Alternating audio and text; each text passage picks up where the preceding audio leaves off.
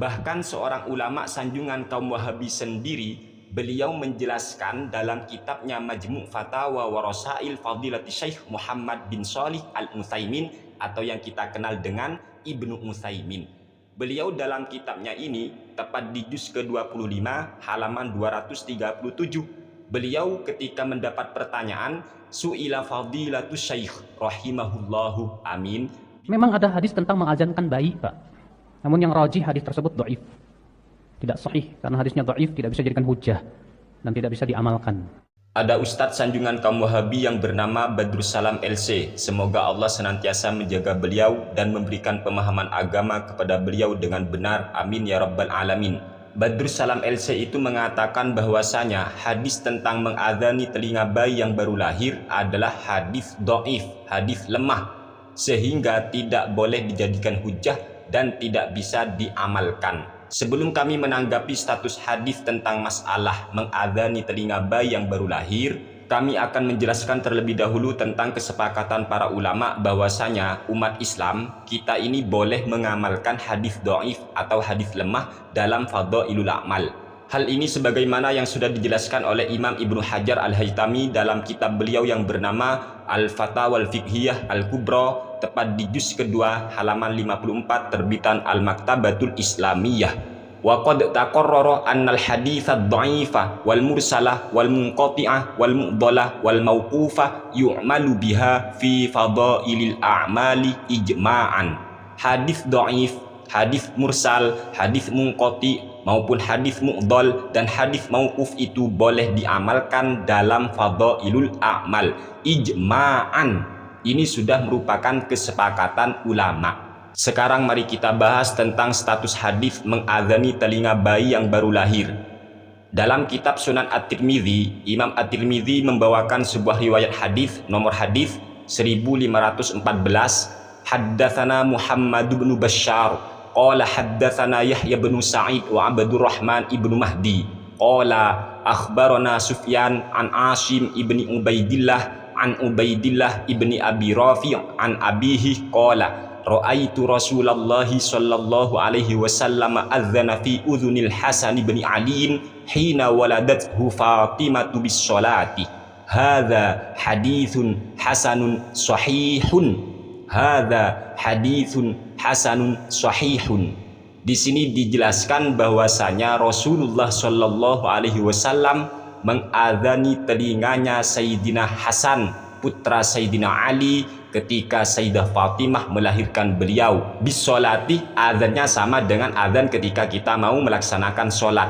Komentar daripada Imam At-Tirmidzi, seorang ahli hadis ini, hadza haditsun hasanun sahihun. Hadis ini statusnya adalah hadis hasan sahih, bukan dhaif, bukan lemah. Dan andaikan status hadisnya itu lemah, ya kita tetap boleh mengamalkan. Apalagi status hadisnya di sini ternyata hadis hasan sahih.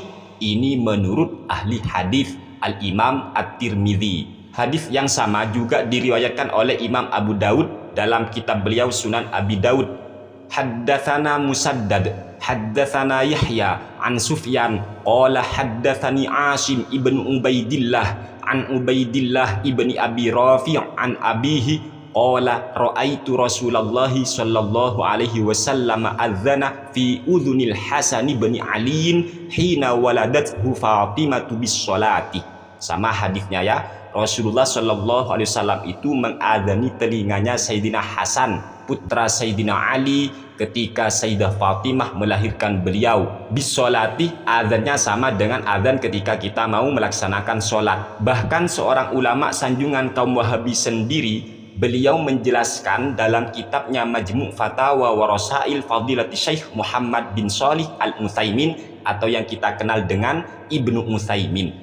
Beliau dalam kitabnya ini, tepat di juz ke-25 halaman 237, beliau ketika mendapat pertanyaan, su'ila fadilatus syekh rahimahullahu amin bin nisbati lil adhani fi udhunil mauludil yumna wal iqamati fil yusra hal huwa minas sunnati walahu aslun.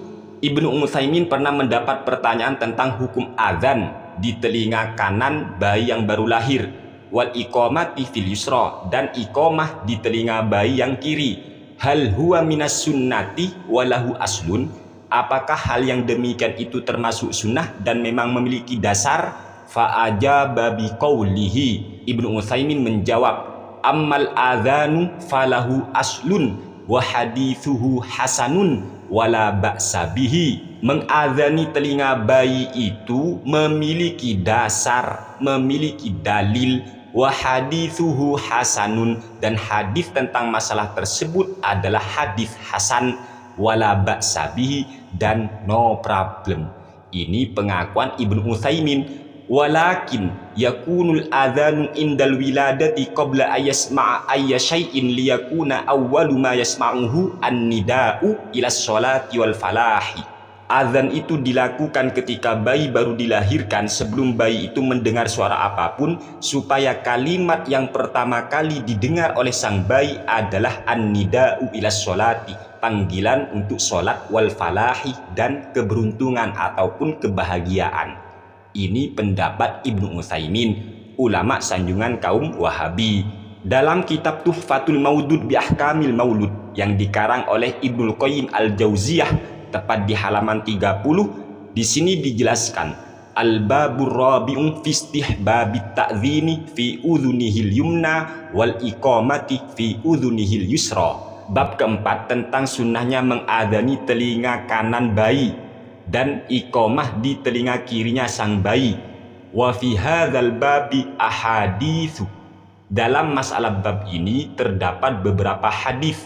Ahaduha ma rawahu Abu Abdillah Al-Hakim, salah satu hadisnya adalah yaitu Imam Al-Hakim. Haddatsana Abu Ja'far Muhammad ibnu Duhaim, haddatsana Ahmad ibnu Hazim bin Abi Gharazah, haddatsana Ubaidullah ibnu Musa, akhbarana Sufyan bin Sa'id Ats-Tsauri, an Asim ibni Ubaidillah, akhbarani Ubaidullah ibnu Abi Rafi', an Abi Rafi' qala ra'aitu Rasulullah sallallahu alaihi wasallam adzana fi udhunil Hasan bin Ali hina waladathu Fatimatu. Rawahu Abu Daud wa Tirmidzi wa qala haditsun sahihun. Di sini dijelaskan bahwasanya Rasulullah Shallallahu Alaihi Wasallam mengadzani telinganya Sayyidina Hasan, putra Sayyidina Ali, ketika Sayyidah Fatimah melahirkan beliau. Ini status hadisnya hadis sahih menurut Imam At-Tirmidzi yang dikutip dalam kitab Tuhfatul Maudud bi Ahkamil Maulud. Jadi hadis mengadzani telinga bayi yang baru lahir itu bukan hadis dhaif, bukan hadis lemah.